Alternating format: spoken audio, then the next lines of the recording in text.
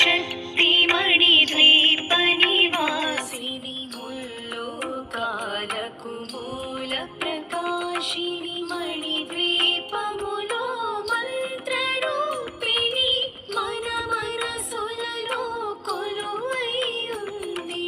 సుగంధ పుష్పాలెన్నో వేలు అనంత సుందర సువర్ణ పూలు అచంచలం భగుమనో సుఖాలు మణిద్వీపానికి మహానిధులు.